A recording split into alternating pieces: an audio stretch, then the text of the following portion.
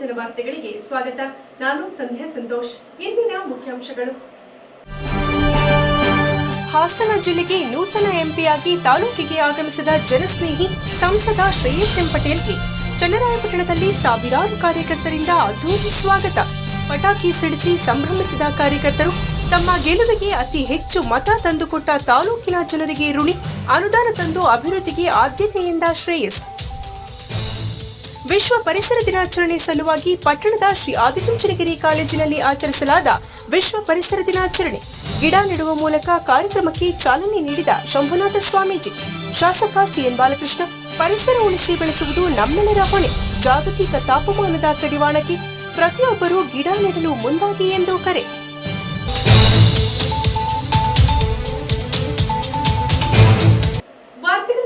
ಹಾಸನ ಲೋಕಸಭಾ ಅಭ್ಯರ್ಥಿ ಶ್ರೇಯಸ್ ಎಂ ಪಟೇಲ್ ಚುನಾವಣೆಯಲ್ಲಿ ಅಭೂತಪೂರ್ವ ಗೆಲುವನ್ನು ಸಾಧಿಸಿ ತಮ್ಮ ಗೆಲುವಿಗೆ ಕಾರಣೀಕರ್ತರಾದ ಮತದಾರರಿಗೆ ಕೃತಜ್ಞತೆ ಸಲ್ಲಿಸುವ ಸಲುವಾಗಿ ಕ್ಷೇತ್ರವಾರು ಭೇಟಿ ನೀಡುತ್ತಿದ್ದು, ಈ ಹಿನ್ನೆಲೆಯಲ್ಲಿ ಚನ್ನರಾಯಪಟ್ಟಣಕ್ಕೆ ಬುಧವಾರದಂದು ಆಗಮಿಸಿದ ಅವರನ್ನು ಸಾವಿರಾರು ಕಾರ್ಯಕರ್ತರು ಅದ್ದೂರಿಯಾಗಿ ಸ್ವಾಗತಿಸಿ ಪಟಾಕಿ ಸಿಡಿಸಿ ಸಂಭ್ರಮಿಸಿದರು. ಗೆದ್ದ ನೂತನ ಸಂಸದರನ್ನ ಮುಖ್ಯಮಂತ್ರಿ ಸಿದ್ದರಾಮಯ್ಯನವರು ರಾಜಧಾನಿ ಬೆಂಗಳೂರಿಗೆ ಆಹ್ವಾನಿಸಿರುವ ಹಿನ್ನೆಲೆಯಲ್ಲಿ ಹಾಗೂ ತಮ್ಮ ಗೆಲುವಿಗೆ ಕಾರಣೀಕರ್ತರಾದ ಜನರಿಗೆ ಕೃತಜ್ಞತೆ ಸಲ್ಲಿಸುವ ಸಲುವಾಗಿ ಪಟ್ಟಣದ 40 ಅಡಿ ಆಂಜನೇಯ ಸ್ವಾಮಿ ದೇವಸ್ಥಾನದ ಆವರಣಕ್ಕೆ ಬೆಳಗ್ಗೆ 11 ಗಂಟೆ ಸುಮಾರಿಗೆ ಆಗಮಿಸಿದ್ದ ಅವರನ್ನ ಕಾರ್ಯಕರ್ತರು ಮತ್ತು ಅಭಿಮಾನಿಗಳು ಸಕ್ಕರೆಗೆ ಇರುವೆ ಮುತ್ತಿಕೊಳ್ಳುವಂತೆ ಮುತ್ತಿಕೊಂಡು ಹಾರ ಹಾಕುವುದು, ಸಂಸದನಾಗಿ ಆಯ್ಕೆಯಾಗಿರುವುದಕ್ಕೆ ಶುಭಾಶಯ ಕೋರಲು ಮುಗಿಬಿದ್ದರು. ಆಂಜನೇಯ ಸ್ವಾಮಿಗೆ ಪೂಜೆಯನ್ನ ಸಲ್ಲಿಸಿ ನೆರೆದಿದ್ದ ಜನರಿಗೆ ಕೃತಜ್ಞತೆಯನ್ನ ಸಲ್ಲಿಸಿದರು. ಈ ವೇಳೆ ಮಾತನಾಡಿದ ಅವರು, ಅತಿ ಹೆಚ್ಚು ಮತ ನೀಡಿರುವ ಇಲ್ಲಿನ ಜನರಿಗೆ ಅಭಿನಂದನೆ ಸಲ್ಲಿಸುವುದು ನನ್ನ ಕರ್ತವ್ಯ. ಈ ಹಿಂದಿನ ಯಾವ ಚುನಾವಣೆಯಲ್ಲಿಯೂ ಇಷ್ಟೊಂದು ಮತ ಬಂದಿರಲಿಲ್ಲ. ಇದಕ್ಕೆ ನನ್ನ ಕುಟುಂಬ, ನಾನು ಚಿರಋಣಿಯಾಗಿರುತ್ತೇನೆ. ಕ್ಷೇತ್ರದಲ್ಲಿರುವ ಸಮಸ್ಯೆಗಳು, ನಿಂತಿರುವ ಅಭಿವೃದ್ಧಿ ಕೆಲಸಗಳು, ಆಗಬೇಕಾಗಿರುವ ಕೆಲಸಗಳನ್ನ ಪ್ರಾಮಾಣಿಕವಾಗಿ ಕೆಲಸ ಮಾಡುವುದರ ಜೊತೆಗೆ ಮುಂದೆ ಬರುವ ಸ್ಥಳೀಯ ಚುನಾವಣೆ ಸಲುವಾಗಿ ಪಕ್ಷವನ್ನ ಸಂಘಟಿಸುವ ಮಹತ್ತರವಾದ ಜವಾಬ್ದಾರಿ ಇದೆ.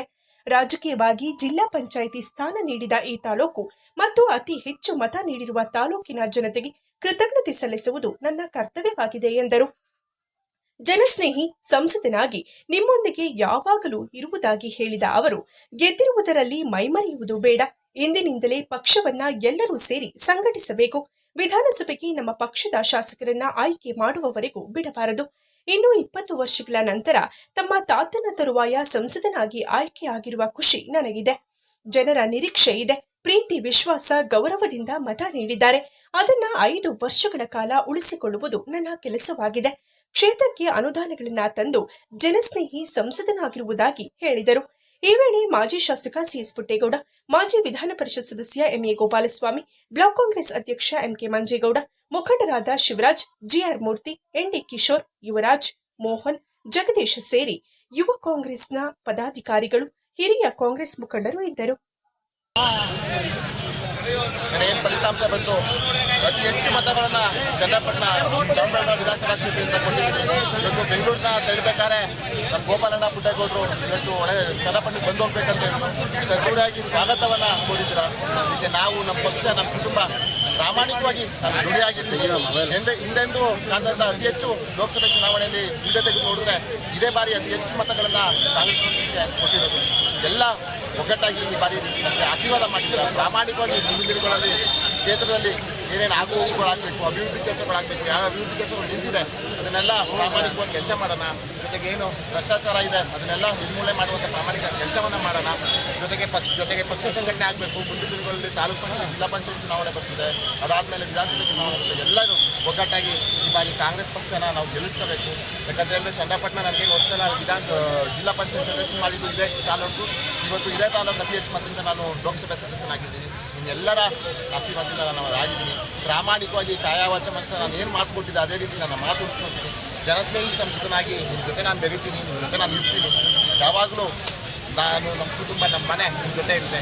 ಈ ಕ್ಷೇತ್ರದಲ್ಲಿ ನಮ್ಮ ಮಾಜಿ ಶಾಸಕ ಪುಟ್ಟೇಗೌಡರು, ನಮ್ಮ ಗೋಪಾಲಣ್ಣ, ನಮ್ಮ ಸೋದರ ಗೋಪಾಲಣ್ಣರವರು, ರಾಮಚಂದ್ರನರವರು, ಪಿ ಎ ಮಂಜಣ್ಣರವರು, ನಮ್ಮ ದೀಪು ಅಣ್ಣ, ಎಲ್ಲ ಮುಖಂಡರುಗಳು ಇವತ್ತು ಈ ಬಾರಿ ನನಗೆ ಒಮ್ಮಟ್ಟವಾಗಿ ಆಶೀರ್ವಾದ ಮಾಡಿದ್ದಾರೆ. ಇದಕ್ಕೆ ನಾನು ಅಭಾರಿಯಾಗಿರ್ತೀನಿ. ಜೊತೆಗೆ ನಮ್ಮ ತಾಲೂಕು ಯಲಹಂಕ, ಚನ್ನಪಟ್ಟಣ ಏನು ಬೇರೆ ಬೇರೆ ಎಲ್ಲ ಅಕ್ಕಪಕ್ಕದ ತಾಲೂಕು ಅಂತಾರೆ. ಹಾಗಾಗಿ ನಾವೆಲ್ಲ ಒಗ್ಗಟ್ಟಾಗಿರೋಣ. ಮುಂದಿನ ದಿನಗಳು ಕೈ ಮುಗಿದು ಪ್ರಾರ್ಥನೆಯನ್ನು ಮಾಡ್ತೀನಿ. ಪಕ್ಷ ಸಂಘಟನೆಗೆ ಎಲ್ಲರೂ ಒತ್ತು ಕೊಡಿ. ಇವತ್ತು ಗೆದ್ದಿದ್ದೀವಿ ಅಂತ ನಾವು ಈ ಹುಮ್ಮಸ್ಸಲ್ಲೇ ಹುಮ್ಮಸ್ಸಲ್ಲೇ ಇರಬಾರ್ದು. ಇವತ್ತಿಂದ ನಾವು ಇನ್ನೂ ಅತಿ ಹೆಚ್ಚು ಸಂಘಟನೆ ಮಾಡಬೇಕು. ಬೂತ್ ಮಟ್ಟದಲ್ಲಿ ನಾವು ಯಾವಾಗ ಈ ಕ್ಷೇತ್ರದಲ್ಲಿ ವಿಧಾನಸಭೆಗೆ ಶಾಸಕರನ್ನಾಗಿ ನಾವು ಆಯ್ಕೆ ಮಾಡ್ಕೊತೀವಿ ಅಲ್ಲಿವರೆಗೂ ನಮ್ಮ ಹೋರಾಟ ನಿಲ್ಬಾರ್ದು. ದಯಮಾಡಿ ತಾಲೂಕು ಪಂಚಾಯತ್ ಜಿಲ್ಲಾ ಪಂಚಾಯತ್ ಚುನಾವಣೆ ಎಲ್ಲ ಒಗ್ಗಟ್ಟಾಗಿ ಮಾಡೋಣ, ಪಕ್ಷನ ಉಳಿಸೋಣ, ಪಕ್ಷನ ಬೆಳೆಸೋಣ ಅಂತ ಹೇಳ್ತಾ ಇವತ್ತು ನಾವೇನೋ ಈ ತಾಲೂಕಿಗೆ ಇಷ್ಟು ಮತ ಬಂದಿದೆ ಅಂತ ಹೇಳ್ತೀನಿ. ನಮ್ಮ ತಾತ ಮುಸ್ವಾಮಿ ಗೌಡರು, ನಮ್ಮ ತಾತ ಶ್ರೀಕಂಠ ತಾತ ಅವರೇ ಕಾರಣ ಅಂತ ನಾನು ಈ ಬಾರಿ ನೆನೆಸ್ಕೊಂಡು ಎಲ್ಲರ ಜೊತೆ ನಾನು ಇರ್ತೀನಿ. ಇಷ್ಟು ಅದ್ದೂರಿಯಾಗಿ ಸ್ವಾಗತ ಮಾಡಿದೆ. ಖಂಡಿತವಾಗಿಯೂ ನನಗೆ ಮರೆಯಾದಂಥ ಜನ ಜೊತೆಗೆ ಏನು ನಾನು ಕಳೆದ ವಿಧಾನಸಭೆಯಲ್ಲಿ ಸೋತಿ ಕುಗ್ಗೋಗಿದ್ದೆ. ನಮಗೆಲ್ಲ ಈ ತಾಲೂಕಿನ ನಾಯಕರು ನಮ್ಮ ಗೋಪಾಲಣ್ಣ ಪುಟ್ಟೇಗೌಡರು ಲೋಕಸಭೆಗೆ ನಿಲ್ಲಬೇಕು ಅಂತ ಒಂದು ಧೈರ್ಯ ಕೊಟ್ಟು ಅದರಿಂದ ನಾನು ಇವತ್ತು ಗೆದ್ದಿದ್ದೀನಿ ನಿಮ್ಮ ಆಶೀರ್ವಾದ. ಖಂಡಿತವಾಗಿಯೂ ನಿಮ್ಮ ಜೊತೆ ಇರ್ತೀನಿ. ಮಾತೇನು ನೀವು ವಿಶ್ವಾಸ, ಪ್ರೀತಿ, ನಂಬಿಕೆ ಇಟ್ಟು ನನಗೆ ಆಶೀರ್ವಾದ ಮಾಡಿ ಪ್ರಾಮಾಣಿಕವಾಗಿ ಅದು ಉಳಿಸ್ಕೊಳ್ಳೋ ಕೆಲಸವನ್ನು ನಾನು ಮಾಡ್ತೀನಿ. ವರ್ಷಗಳ ನಂತರ ನಿಮ್ಮ ತಾತ ಲಾಸ್ಟ್ ಎಂಪಿ ಆಗಿದ್ದು ಬಿಟ್ಟು ನೀವಾಗಿದ್ದೀರಿ 20 ವರ್ಷಗಳ ನಂತರ ಏನನ್ಸುತ್ತೆ ನಿಮಗೆ? ಒಂದು ಖುಷಿ ಇದೆ, ಜೊತೆಗೆ ಜವಾಬ್ದಾರಿ ಇರುತ್ತೆ. ಯಾಕಂತೇಳಿ ಜನರ ನಿರೀಕ್ಷೆ ಜಾಸ್ತಿ ಇದೆ. ಪ್ರೀತಿ, ವಿಶ್ವಾಸ, ಗೌರವ ಇಲ್ಲಿ ಕಾಂಗ್ರೆಸ್ಗೆ ಸೇರ್ಪಡೆಗೆ ಮತ ಕೊಟ್ಟಿದ್ದಾರೆ. ಅದು ನಾವು ಪ್ರಾಮಾಣಿಕವಾಗಿ ಉಳಿಸ್ಕೊಂಡು 5 ವರ್ಷ ಉಳಿಸ್ಕೊಳ್ಳೋ ಕೆಲಸವನ್ನು ಆಗಬೇಕು. ದೊಡ್ಡ ದೊಡ್ಡ ಸವಾಲುಗಳಿದ್ದಾವೆ. ಕ್ಷೇತ್ರದಲ್ಲಿ ಅನುದಾನ ತರಬೇಕು, ಕೇಂದ್ರ ಸರ್ಕಾರದ ಗಮನಕ್ಕೆ ತಗೋಬೇಕು. ಇದನ್ನೆಲ್ಲ ಪ್ರಾಮಾಣಿಕವಾಗಿ ಮಾಡೋ ಕೆಲಸವನ್ನು ನಾನು ಮಾಡ್ತೀನಿ. ಜನರ ಜೊತೆ ಒಬ್ಬ ಜನಸ್ನೇಹಿ ಸಂಸದರಾಗಿ ನಾನು ಇರ್ತೀನಿ. ಭೂ ಅರಣ್ಯೀಕರಣಗೊಳಿಸುವ ನಿಟ್ಟಿನಲ್ಲಿ ಮಹಾತ್ಮ ಗಾಂಧಿ ರಾಷ್ಟ್ರೀಯ ಉದ್ಯೋಗ ಖಾತ್ರಿ ಸೇರಿದಂತೆ ಸಾಮಾಜಿಕ ಅರಣ್ಯ ವಲಯ, ಸಾಮಾನ್ಯ ಅರಣ್ಯ ವಲಯದಡಿ ಸರ್ಕಾರ ಸಾಕಷ್ಟು ಅನುದಾನಗಳನ್ನು ನೀಡುತ್ತಿದ್ದು, ಯೋಜನೆಯಡಿ ಗಿಡಗಳನ್ನು ಬೆಳೆಸಿ ಉಳಿಸುವಂತಹ ಕೆಲಸಕ್ಕೆ ಅರಣ್ಯ ಇಲಾಖೆ ಮುಂದಾಗಿ ಪರಿಸರಕ್ಕೆ ಕೊಡುಗೆ ನೀಡುವಲ್ಲಿ ಮುಂದಾಗಬೇಕೆಂದು ಶಾಸಕ ಸಿಎನ್ ಬಾಲಕೃಷ್ಣರವರು ಹೇಳಿದರು. ಪಟ್ಟಣದ ಶ್ರೀ ಆದಿಚುಂಚನಗಿರಿ ಕಾಲೇಜು ಆವರಣದಲ್ಲಿ ಶ್ರೀ ಆದಿಚುಂಚನಗಿರಿ ಮಹಾ ಸಂಸ್ಥಾನ ಮಠ, ಕರ್ನಾಟಕ ರಾಜ್ಯ ಮಕ್ಕಳ ಸಾಹಿತ್ಯ ಪರಿಷತ್, ಭೂಮಿ ಉಳಿಸಿ ಆಂದೋಲನಾ ಸಮಿತಿ, ಬಿಜಿಎಸ್ ಸಮೂಹ ಶಿಕ್ಷಣ ಸಂಸ್ಥೆಗಳ ಸಂಯುಕ್ತಾಶ್ರಯದಲ್ಲಿ ವಿಶ್ವ ಪರಿಸರ ದಿನದ ಅಂಗವಾಗಿ ಆಯೋಜಿಸಿದ್ದ ಹಸಿರು ಹಬ್ಬ, ಗಿಡ ನೆಡುವ ಮಾಸಾಚರಣೆ ಕಾರ್ಯಕ್ರಮಕ್ಕೆ ಗಿಡ ನೆಟ್ಟು ಗಿಡಕ್ಕೆ ನೀರೆರೆಯುವ ಮೂಲಕ ಉದ್ಘಾಟನೆ ನೆರವೇರಿಸಿ ಮಾತನಾಡಿದ ಅವರು, ನಮ್ಮ ದೈನಂದಿನ ಜೀವನದಲ್ಲಿ ಪರಿಸರ ಸ್ನೇಹಿ ಚಟುವಟಿಕೆಗಳನ್ನು ಕೈಗೊಳ್ಳುವ ಮೂಲಕ ಪರಿಸರ ಸಮತೋಲನವನ್ನು ಕಾಪಾಡಬೇಕು. ಜೀವಿಸಲು ಬೇಕಾದ ಗಾಳಿ, ನೀರು ಮತ್ತು ಆಹಾರ ಪರಿಸರದ ಕೊಡುಗೆ.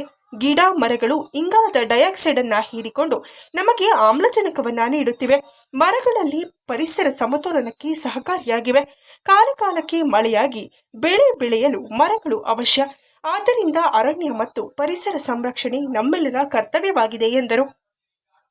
ಉತ್ತಮ ಪರಿಸರ ಮನುಕುಲದ ಸಂಪತ್ತು. ಆದ್ದರಿಂದ ಪರಿಸರ ಸಂರಕ್ಷಣೆಯಲ್ಲಿ ಮಹತ್ವದ ಪಾತ್ರ ವಹಿಸುವ ಗಿಡ ಮರಗಳ ಸಂರಕ್ಷಣೆ ನಮ್ಮೆಲ್ಲರ ಹೊಣೆ. ಪರಿಸರ ಸಂರಕ್ಷಣೆಗಾಗಿ ಗಿಡಗಳನ್ನು ನೆಟ್ಟು ಪೋಷಿಸುವ ಮೂಲಕ ಪರಿಸರ ಸಮತೋಲನವನ್ನ ಕಾಪಾಡಬೇಕು. ಪ್ಲಾಸ್ಟಿಕ್ ಬಳಕೆಯನ್ನ ಕಡಿಮೆ ಮಾಡಬೇಕು. ನಗರೀಕರಣದ ಪರಿಣಾಮವಾಗಿ ಪರಿಸರ ಹಾಗೂ ಗಿಡಮರಗಳು ನಾಶವಾಗುತ್ತಿವೆ. ಇದು ಪರಿಸರ ನಾಶವಲ್ಲ, ಮನುಕುಲದ ನಾಶಕ್ಕೆ ದಾರಿಯಾಗುತ್ತಿದೆ ಎಂಬ ಅರಿವನ್ನ ಬೆಳೆಸಿಕೊಳ್ಳುವ ಅವಶ್ಯಕತೆ ಇದೆ. ಹಾಗಾಗಿ ಪರಿಸರ ಸಂರಕ್ಷಣೆಗೆ ಪ್ರಥಮ ಆದ್ಯತೆ ನೀಡಬೇಕು.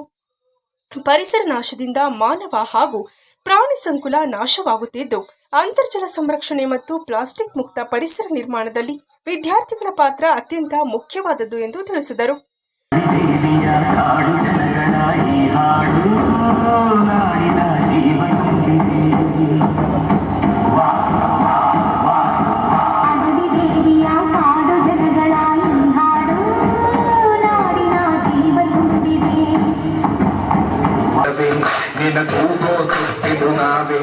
ದಿನ ನೆರಳಾಗಿ ಜೊತೆಗೆ ಇರುವೆ ಮರ ಸ್ನೇಹಿ ಕಣೋ. ಇವತ್ತು ಉತ್ತರ ಭಾರತದಲ್ಲಿ, ಅದೇ ರೀತಿ ನಮ್ಮ ಕರ್ನಾಟಕದ ಉತ್ತರ ಕರ್ನಾಟಕದಲ್ಲಿ ತಾಪಮಾನ ಹೆಚ್ಚಾಗಿ ಇವತ್ತು ಸಾವಿಗೆ ನೂರಾರು ಜನ ತಲೆ ಒಡ್ಡಿರ್ತಕ್ಕಂಥದ್ದನ್ನು ನಾವು ನೋವಿನಿಂದಲೇ ನಾವು ಸ್ವೀಕರಿಸ್ತಕ್ಕಂಥ ಒಂದು ದಿನ ಇವತ್ತು ನಮ್ಮದಾಗಿದೆ ಅಂತಕ್ಕಂಥದ್ದನ್ನು ಕೂಡ ಹೇಳಬೇಕಾಗ್ತದೆ. ಇವತ್ತು ವರ್ಷದಿಂದ ವರ್ಷಕ್ಕೆ ಅರಣ್ಯೀಕರಣ ಕಡಿಮೆಯಾಗಿ ಇವತ್ತು ಈ ಸಮತೋಲನದಿಂದ ನಾವು ದೂರ ಉಳಿತಕ್ಕಂಥ ಒಂದು ಸನ್ನಿವೇಶ ಆಗಿ ಇವತ್ತು ಸಮಸ್ಯೆಗಳನ್ನು ಎದುರಿಸ್ತಾ ಇದೆ. ಒಂದು ಕಡೆ ತಾಪಮಾನ ಜಾಸ್ತಿ ಆದರೂ ಕಷ್ಟ ಆಗಿದೆ, ಗಾಳಿ ಹೆಚ್ಚು ಬೀಸಿದ್ರೂ ಕಷ್ಟ ಆಗಿದೆ, ಮಳೆ ಹೆಚ್ಚು ಬಂದರೂ ಕೂಡ ಕಷ್ಟ ಆಗಿದೆ. ಇವೆಲ್ಲ ಅಸಮತೋಲನಕ್ಕೆ ನಾವು ಮರಗಿಡಗಳನ್ನು ನಾಶ ಮಾಡ್ತಿರ್ತಕ್ಕಂಥದ್ದೇ ಒಂದು ಕಾರಣ ಅಂತ ನಾನು ಈ ಸಂದರ್ಭದಲ್ಲಿ ಹೇಳಲಿಕ್ಕೆ ಬಯಸ್ತಾ ಇದ್ದೀನಿ ಬಂಧುಗಳೇ. ಇವತ್ತು ನಮ್ಮ ಪೂಜ್ಯ ಭೈರವಕ್ಕೆ ಬಾಲಗಂಗಾಧರ ಶ್ರೀಗಳನ್ನು ನಾವು ಪ್ರತಿ ದಿವಸನೂ ಕೂಡ ಸ್ಮರಿಸ್ಕೋಬೇಕಾಗ್ತದೆ. ಪ್ರತಿ ಬಾಲಗಂಗಾಧರ ಶ್ರೀಗಳು ಇರ್ತಕ್ಕಂಥದ್ದನ್ನು ನಾವು ಹೇಳ್ಬೇಕಾಗ್ತದೆ.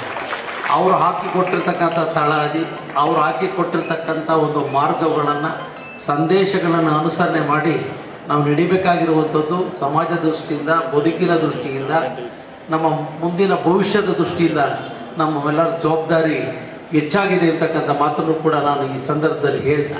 ಇವತ್ತು ವೇದಿಕೆ ಮೂಲಕ ಬಹುಶಃ national highway authority of India ಇರ್ಬೋದು, KRDCL ಇರ್ಬೋದು, ಇನ್ನಿತರ ಸಂಸ್ಥೆಗಳ ಮೂಲಕ ನಾವು ರಸ್ತೆಗಳನ್ನು ಅಭಿವೃದ್ಧಿ ಏನು ಮಾಡ್ತೇವೆ, ಅದರಲ್ಲಿ ಅರಣ್ಯೀಕರಣನೂ ಕೂಡ ಅದರಲ್ಲಿ ಇನ್ಕ್ಲೂಡ್ ಆಗಿರ್ತದೆ. ರಸ್ತೆ ಎರಡೂ ಬದಿಗಳಲ್ಲಿ ಮರಗಳನ್ನು ಬೆಳೆಸ್ತಕ್ಕಂಥ ಒಂದು ಜವಾಬ್ದಾರಿ ಹೆಚ್ಚಾಗಿರುವಂಥ ಹಿನ್ನೆಲೆಯಲ್ಲಿ ರಾಜ್ಯ ಕೇಂದ್ರ ಸರ್ಕಾರಗಳು ಆ ಸಂಸ್ಥೆಗಳಿಗೆ ಕಟ್ಟುನಿಟ್ಟಿನ ಒಂದು ಸೂಚನೆ ನೀಡಿ ಗಿಡಗಳನ್ನು ರಸ್ತೆಯ ಎರಡೂ ಇಕ್ಕಲಗಳಲ್ಲಿ ಬೆಳೆಸ್ತಕ್ಕಂಥದ್ದಕ್ಕೂ ಕೂಡ ಆದ್ಯತೆಯನ್ನು ನೀಡಬೇಕಾಗಿದೆ ಅಂತಕ್ಕಂಥ ಮಾತನ್ನು ಕೂಡ ಈ ಸಂದರ್ಭದಲ್ಲಿ ಹೇಳ್ತಾರೆ. ಪಟ್ಟಣದ ಹಸಿರು ಹಬ್ಬ ಗಿಡ ನೆಡುವ ಮಾಸಾಚರಣೆ ಕಾರ್ಯಕ್ರಮದ ದಿವ್ಯ ಸಾನ್ನಿಧ್ಯ ವಹಿಸಿದ್ದ ಶ್ರೀ ಆದಿಚುಂಚನಗಿರಿ ಮಹಾಸಂಸ್ಥಾನ ಮಠದ ಹಾಸನ ಮತ್ತು ಕೊಡಗು ಶಾಖಾ ಮಠದ ಕಾರ್ಯದರ್ಶಿಗಳಾದ ಶಂಭುನಾಥ ಸ್ವಾಮೀಜಿ ಆಶೀರ್ವಚನ ನೀಡಿ, ಮನುಷ್ಯನಿಗೆ ಆರೋಗ್ಯವಾಗಿ ಬಾಳಲು ಆತನು ವಾಸಿಸುವ ಪರಿಸರವು ನಿರ್ಮಲವಾಗಿರಬೇಕು.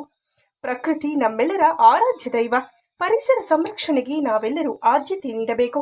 ಇದರಿಂದ ಭವಿಷ್ಯದಲ್ಲಿ ಶುದ್ಧ ಗಾಳಿ, ನೀರು ಮನುಷ್ಯನಿಗೆ ದೊರೆಯುತ್ತದೆ.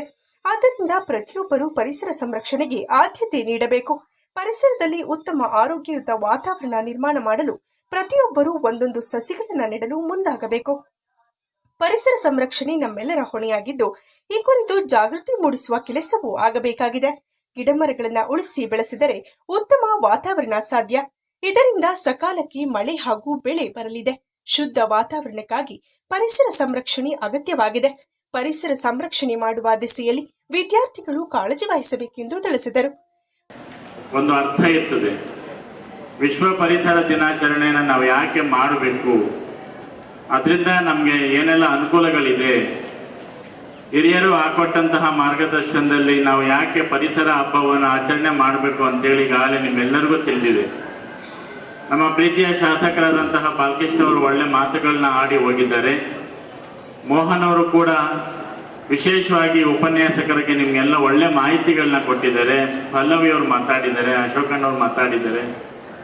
ಸುಮ್ಮನೆ ನಾವು ಈ ಮನುಕುಲದಲ್ಲಿ ಹುಟ್ಟಿ ಸುಮ್ಮನೆ ಕಾಲವನ್ನು ಕಳೆದು ಸಾವು ಉಚ್ಚಿದ್ದೇವೆ ಎಂದಂಗೆ ಸುಮ್ಮನೆ ಹಾಗೆ ಬಂದು ಹಾಗೆ ಹೋಗ್ಬಿಡುದು. ಭಗವಂತ ಏನೆಲ್ಲ ಭೂಮಿ ಮೇಲೆ ಸೃಷ್ಟಿ ಮಾಡಿಟ್ಟಿದ್ದಾನೆ ಯಾವುದೂ ಕೂಡ ಧರ್ಮ ಬಿಟ್ಟಿಲ್ಲ. ಭಗವಂತ ಮಾಡಿರುವಂಥ ಭೂಮಿ ಮೇಲೆ ಸೃಷ್ಟಿ ಮಾಡಿರುವಂಥ ಎಲ್ಲ ಅನುಕೂಲಗಳನ್ನ ಮನುಷ್ಯ ಎಷ್ಟು ಸ್ವಾರ್ಥಿಯಾಗಿ ಉಪಯೋಗಿಸ್ಕೊಂಡು ಮತ್ತೆ ತನ್ನದೇ ಆದಂತಹ ಮತ್ತೆ ಪರೋಪಕಾರದಿಂದ ಪರೋಪಕಾರಾರ್ಥಂ ಇದಂ ಶರೀರಂ ಅಂತ ಶರೀರ ಏನೆಲ್ಲ ಉಪಯೋಗಿಸ್ಕೊಂಡಿದೆ ಮತ್ತೆ ಪರರ ಉಪಕಾರಕ್ಕೋಸ್ಕರ ಏನೆಲ್ಲ ಮಾಡಬೇಕು ಅನ್ನೋದನ್ನ ನಾವೆಲ್ಲ ಅರ್ಥ ಮಾಡ್ಕೊಳ್ಬೇಕಾಗ್ತದೆ. ಒಂದು ಗಿಡವನ್ನು ನೆಟ್ಟರೆ ಅದರಿಂದ ಆಗುವಂಥ ಉಪಯೋಗಗಳನ್ನ ನಾವು ಎಷ್ಟು ಸದುಪಯೋಗ ನಮಗೆ ಆಗಿದೆ ಅನ್ನೋದನ್ನ ಅರ್ಥ ಮಾಡ್ಕೊಳ್ಬೇಕಾಗ್ತದೆ. ಭೂಮಿ ಜನ್ಮ ಕೊಟ್ಟ ತಾಯಿಗಿಂತ ಇನ್ನೊಂದು ಶ್ರೇಷ್ಠವಾದಂಥ ವಸ್ತು ಯಾವುದಾದ್ರೆ ಅದು ಭೂಮಿ ತಾಯಿ.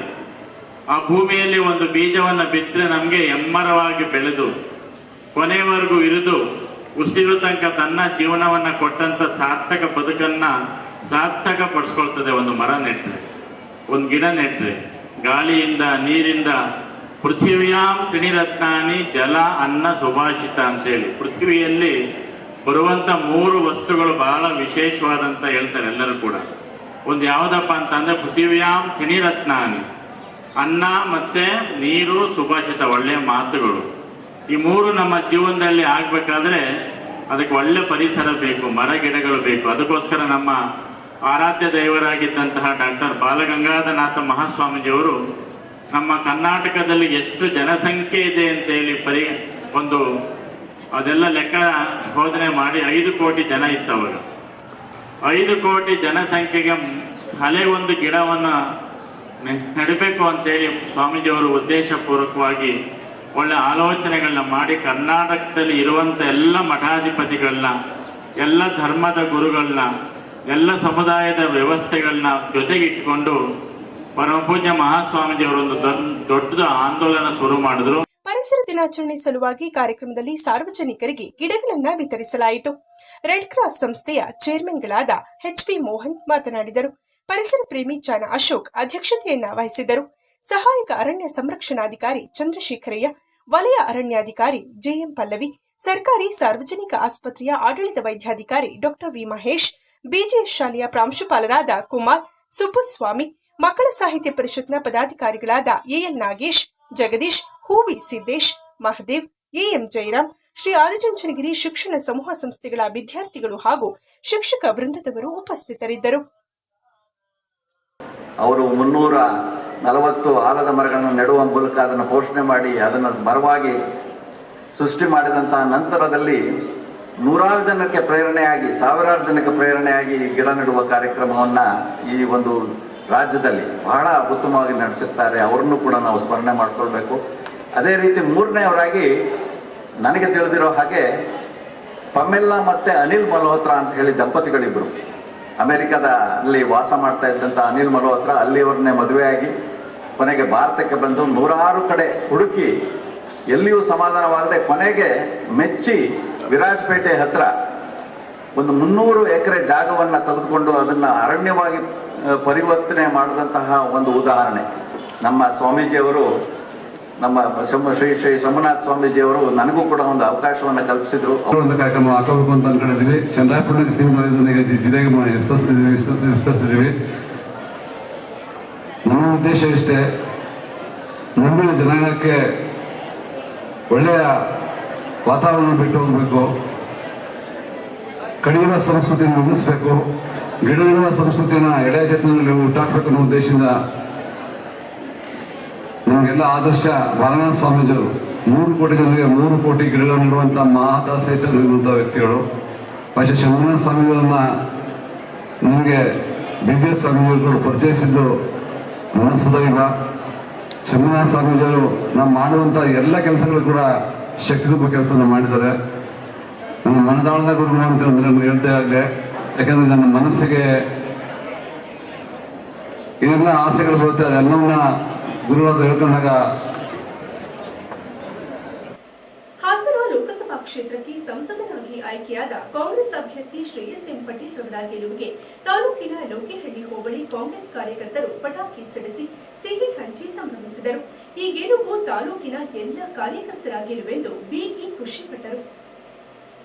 ಹಾಸನ ಲೋಕಸಭಾ ಕ್ಷೇತ್ರದ ನೂತನ ಸಂಸದನಾಗಿ ಯುವ ರಾಜಕಾರಣಿ ಜನಸ್ನೇಹಿ ಶ್ರೇಯಸ್ ಎಂ ಪಟೇಲ್ ಆಯ್ಕೆಯಾದ ಹಿನ್ನೆಲೆಯಲ್ಲಿ ತಾಲೂಕಿನ ನುಗ್ಗೇಹಳ್ಳಿಯಲ್ಲಿನ ಕೇಂದ್ರ ಸ್ಥಾನದಲ್ಲಿ ಪೊಲೀಸ್ ಠಾಣೆ ಮುಂಭಾಗದ ಸರ್ಕಲ್ನಲ್ಲಿ ಸೇರಿದ ಕಾಂಗ್ರೆಸ್ ಕಾರ್ಯಕರ್ತರು ಪಟಾಕಿ ಸಿಡಿಸಿ ಸಂಭ್ರಮಿಸಿದರು, ಸಿಹಿ ಹಂಚಿದರು. ಈ ವೇಳೆ ಹೋಬಳಿ ಮುಖಂಡರು ಇದು ಪ್ರಾಮಾಣಿಕತೆಗೆ ಸಂದ ಜಯವಾಗಿದೆ ಎಂದರು.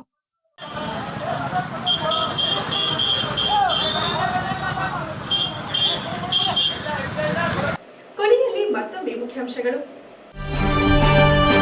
ಹಾಸನ ಜಿಲ್ಲೆಗೆ ನೂತನ ಎಂಪಿಯಾಗಿ ತಾಲೂಕಿಗೆ ಆಗಮಿಸಿದ ಜನಸ್ನೇಹಿ ಸಂಸದ ಶ್ರೇಯಸ್ ಎಂ ಪಟೇಲ್ಗೆ ಚನ್ನರಾಯಪಟ್ಟಣದಲ್ಲಿ ಸಾವಿರಾರು ಕಾರ್ಯಕರ್ತರಿಂದ ಅದ್ದೂರಿ ಸ್ವಾಗತ.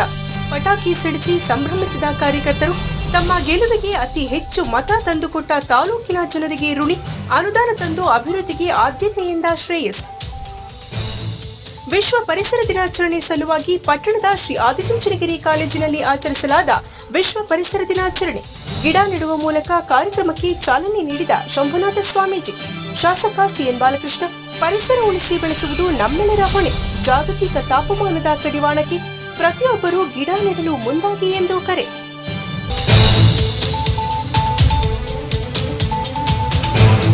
ಇದರೊಂದಿಗೆ ವಾರ್ತಾ ಪ್ರಸಾರ ಮುಕ್ತಾಯವಾಯಿತು. ಮತ್ತೆ ನಿಮ್ಮ ಭೇಟಿ ಮುಂದಿನ G4 ಜನವಾರ್ತೆಯಲ್ಲಿ.